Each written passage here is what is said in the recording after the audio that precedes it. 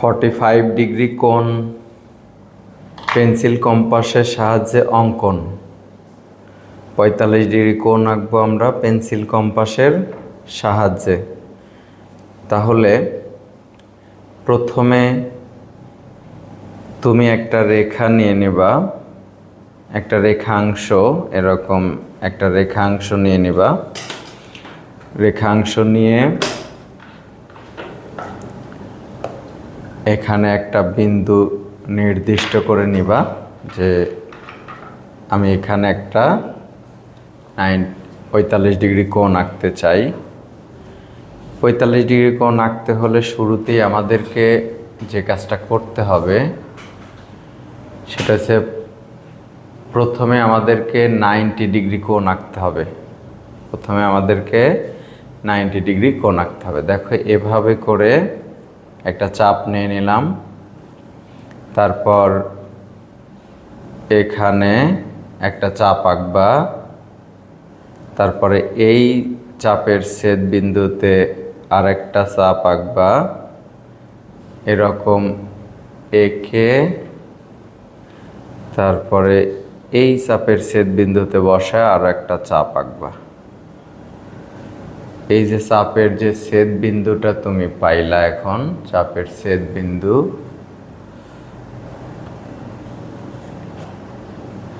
এই যে ছেদ বিন্দুটা পাইলা, এটা হচ্ছে তোমার, এখন এটা যোগ করে দিলে যেটা হবে সেটা 90 ডিগ্রি। যোগ করলে যেটা হবে সেটা 90 ডিগ্রি। ঠিক আছে, 90 ডিগ্রি কোণ অঙ্কনের পর এই 90টাকে তোমার অর্ধেক করতে হবে।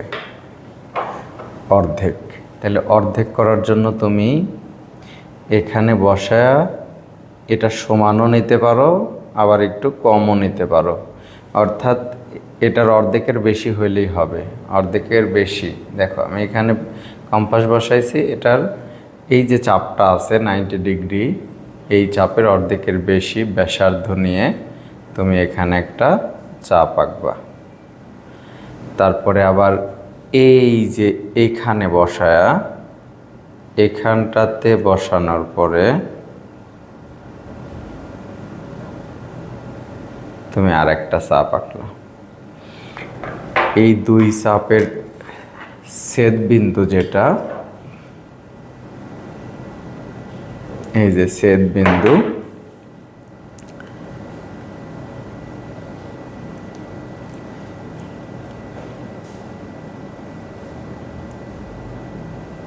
এই চাপের ছেদ বিন্দু থেকে যোগ করে দিবা।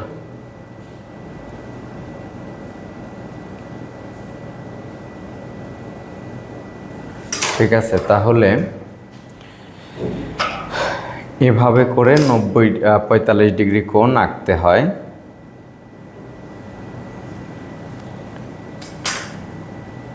তাহলে আমরা 45 ডিগ্রি কোণ এঁকে ফেললাম। এভাবে 45 ডিগ্রি কোণ আঁকবা। 60 ডিগ্রি কোণ অঙ্কনের জন্য প্রথমে তুমি একটা রেখাংশ নিয়ে নিবা আগের মতোই। প্রথমে তুমি একটা রেখাংশ নিয়ে নিবা। রেখাংশটা তুমি ছোট করেও নিতে পারবা চাইলে, সমস্যা নেই। এই যে আমি এখানে বিন্দুটা দিয়ে নিলাম, এখানে 60 ডিগ্রি কোণ আঁকবো। তাহলে কম্পাসটা এই বিন্দুতে, কম্পাসটা এখানে স্থাপন করে তারপরে তুমি কম্পাসের যে কোনো মাপ, কম্পাসের যে কোনো মাপ নিয়ে, এখানে একটু ছায়া পড়ছে, দেখো যে কোনো একটা মাপ নিয়ে তুমি এরকম একটা চাপ আঁকবা, এরকম একটা চাপ আঁকলা। এখন এই কম্পাসের মাপ পরিবর্তন না করে তুমি ঠিক এই জায়গাতে পেন্সিলটাকে বসিয়ে তুমি আরেকটা কোণ আঁকলা, আরেকটা চাপ আঁকলা। ঠিক আছে, এই যে চাপের ছেদ বিন্দু, এই ছেদ বিন্দু আর এই বিন্দু, এই ছেদ বিন্দু আর এই বিন্দু যোগ করে দিলে আমরা 60 ডিগ্রি কোণ পাবো। তাহলে আমরা যোগ করে দিই। দেখো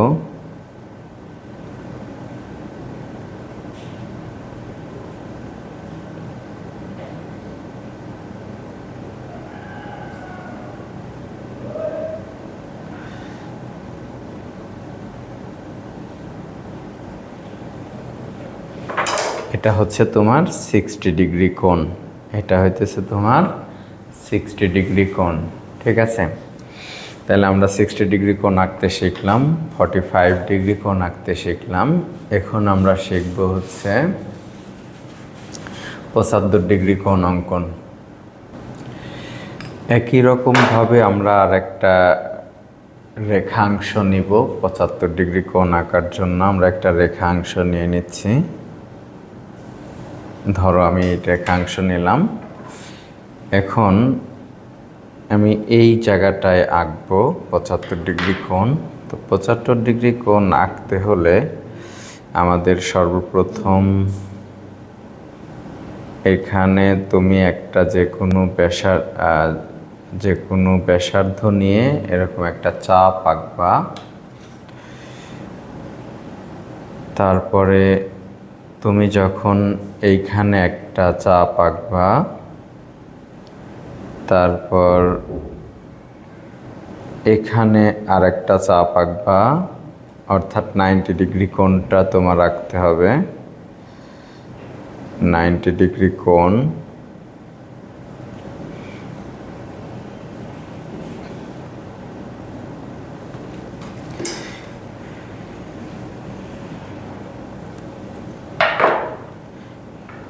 এখানে 90 ডিগ্রি কোণটা আমরা এঁকে নিচ্ছি।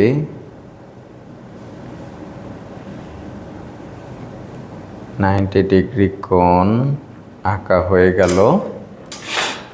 এখন দেখো যে আমার এইখানে যে চাপ নিয়ে আমরা এই যে চাপটা এঁকেছি, এই চাপটা এই পাশে আছে তোমার আছে 60 ডিগ্রি।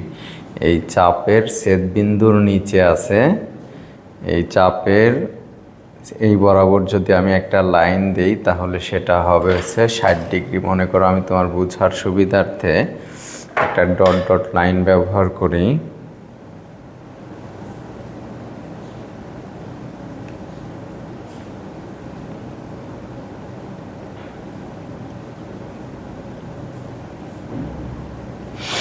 আমি যে এখানে ডট ডট একটা লাইন দিয়েছি, এই লাইনটা হচ্ছে তোমার এই লাইনের এই পাশে আছে 60 ডিগ্রি, এই পাশে আছে 60 ডিগ্রি, আর এই লাইনের এই পাশে আছে এই লম্ব, আর এই লাইনের মাঝখানে আছে 30 ডিগ্রি।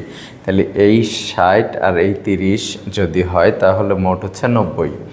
তাহলে এই 30-এর যদি আমরা অর্ধেকটা করি, 30-এর অর্ধেক, এই 30-এর অর্ধেক যদি আমরা করি তাহলে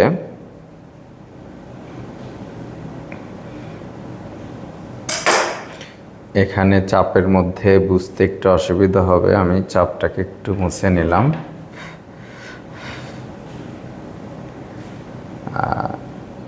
এখানে মাপটা আবার দেখাই। ওকে,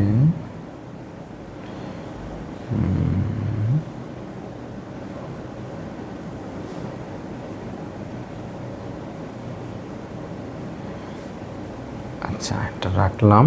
এখন দেখো এই যে কোণটাকে আমি অর্ধেক করব, সেই কোণের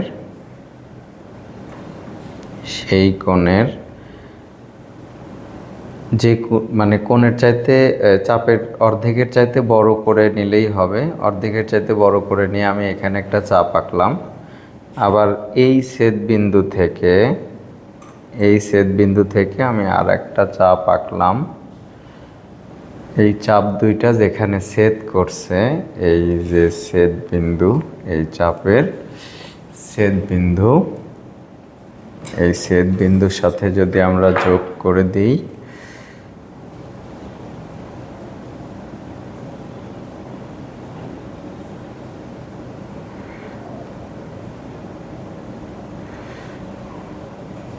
এই হচ্ছে তোমার 75 ডিগ্রি। এখান থেকে এই পর্যন্ত এই কোণটা হচ্ছে 75 ডিগ্রি।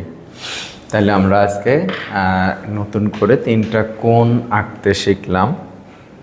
ঠিক আছে, এখন এগুলো আমাদের লাগবে পরীক্ষার জন্য। এটা 100% ইম্পর্টেন্ট, কতে আসবে অথবা এটা কতে আসবে। ঠিক আছে, এখন আমরা তোমাদের বাকি 6 এবং 7 এই 2টা সম্পাদ্য অঙ্কন করে দেখাবো। দেখো, কোনো সামান্তরিকের সন্নিহিত 2টি বাহুর দৈর্ঘ্য এবং বাহুদ্বয়ের অন্তর্ভুক্ত কোণ দেওয়া আছে, সামান্তরিকটি আঁকতে হবে।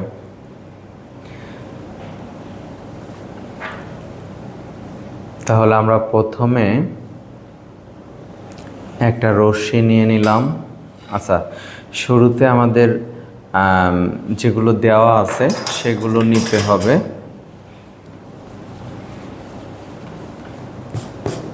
তাহলে আমরা এখানে সামান্তরিকের যে 2টা সন্নিহিত বাহু দেওয়া আছে সেটা নিতে হবে। মনে করো একটা বাহুর দৈর্ঘ্য সেটা হচ্ছে এ, এতটুকু নিলাম, আর একটা বাহুর দৈর্ঘ্য বি, সেটা আমি এতটুকু নিলাম, আর একটু বাড়িয়ে নিতে পারি।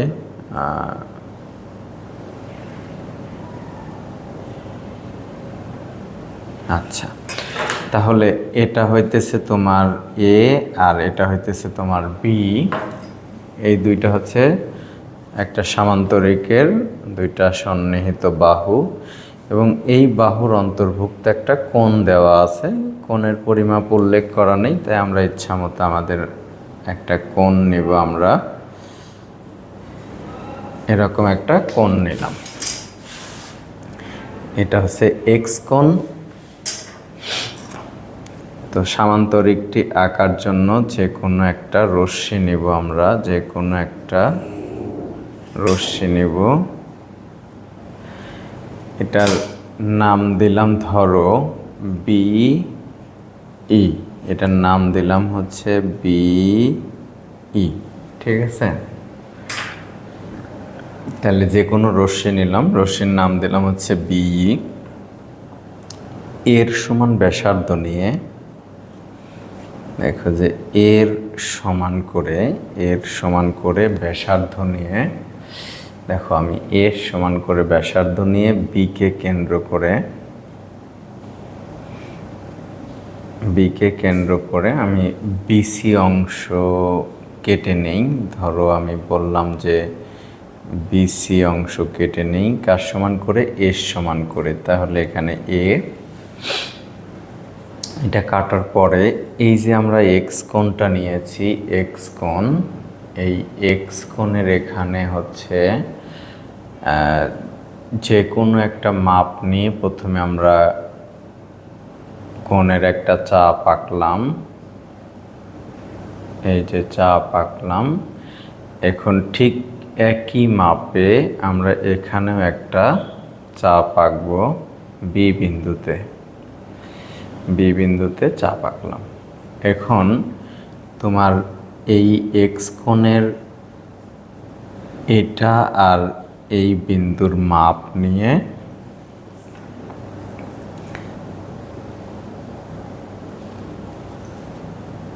এখানে তুমি একটা চাপ এঁকে দেখায় দিবা যে আমরা এই কোণের মাপ নিয়েছি, আর এখানে কোণটাকে আঁকবা।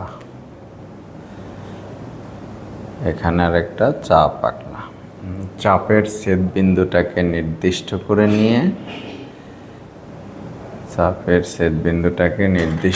নিয়ে তুমি এখন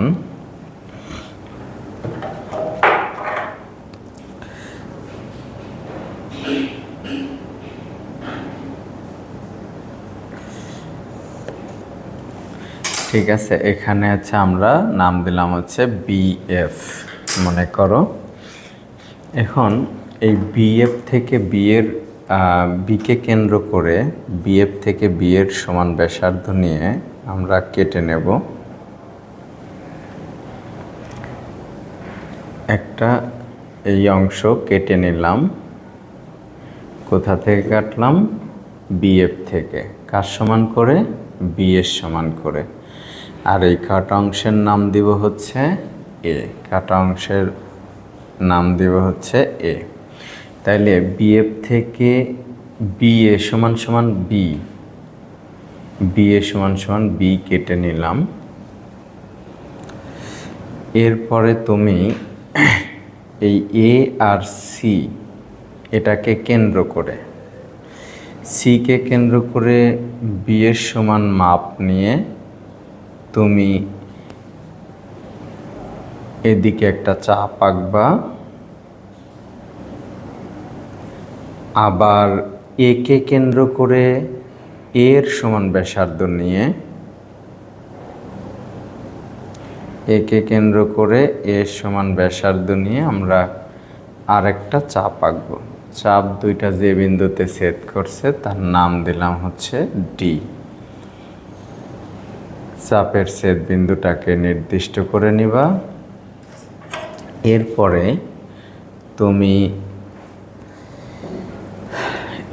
তুমি হচ্ছে এডি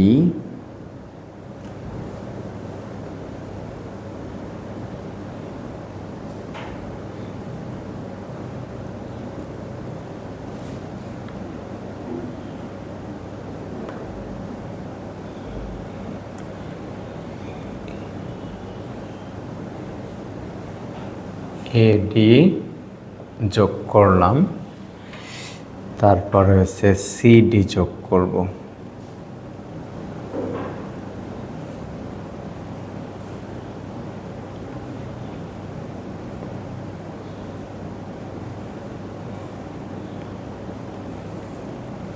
সিডি যোগ করলাম। তাহলে এ বি সি ডি উদ্দিষ্ট সামান্তরিক। কোনো বর্গের একটি বাহুর দৈর্ঘ্য দেওয়া আছে, বর্গটি আঁকতে হবে। তাহলে প্রথমেই আমরা একটা বর্গের বাহুর দৈর্ঘ্য নিয়ে নেব।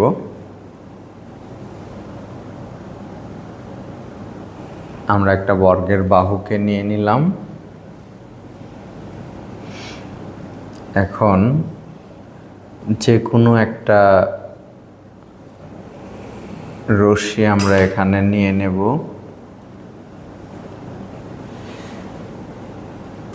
এটার নাম দিলাম হইতেছে ধরো বি ই, আর বর্গের বাহুর দৈর্ঘ্যের নাম দিলাম ধরো এ। তাহলে এর সমান ব্যাসার্ধ, এর সমান মাপ নিয়ে বা বলতে পারো এর সমান ব্যাসার্ধ নিয়ে আমরা বিই রশ্মি থেকে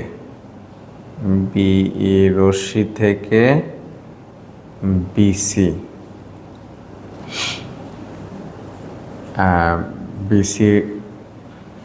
বিই রশ্মি থেকে বিসি সমান এ কেটে নিলাম।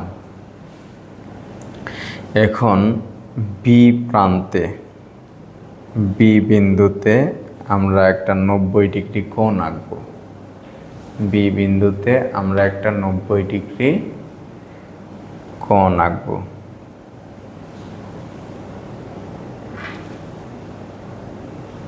নব্বই ডিগ্রি কোণ আঁকার জন্য যে কোনো মাপে আমরা কম্পাসটাকে নিলাম।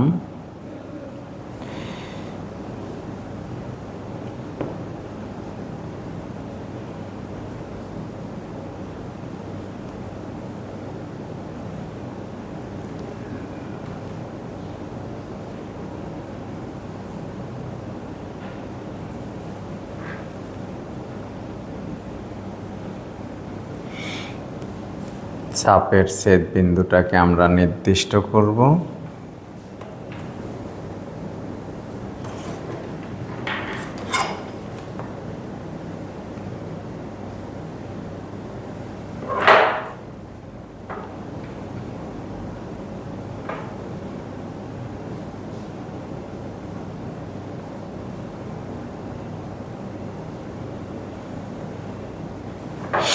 আমরা লম্ব এঁকে নিলাম, এটার নাম দিলাম ধরো BF। এখন আবার এর সমান মাপ নিয়ে আমরা এখানে বিকে কেন্দ্র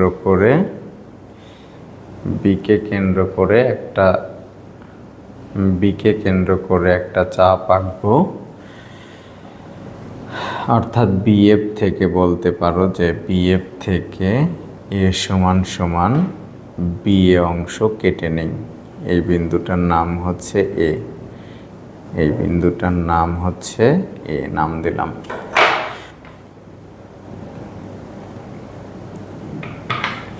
এটার নাম দিলাম এ। এখন এর সমান মাপ নিয়ে তুমি এ ও সিকে কেন্দ্র করে দুটি বৃত্তচাপ আঁকবা।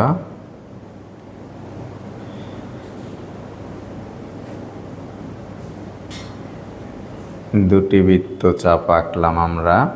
চাপ দুটির ছেদ বিন্দুর নাম দিলাম ধরো ডি। তাহলে তুমি এখন AD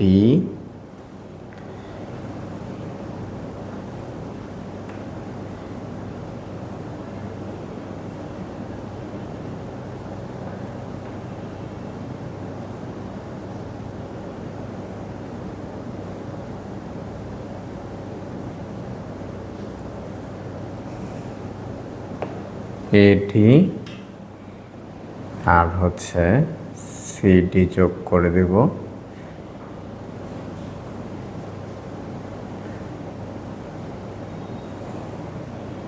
যোগ করে দিলাম। তাহলে ABCD হচ্ছে উদ্দিষ্ট বর্গ। তো প্রিয় শিক্ষার্থী, আজকে এ পর্যন্তই। আল্লাহ হাফেজ।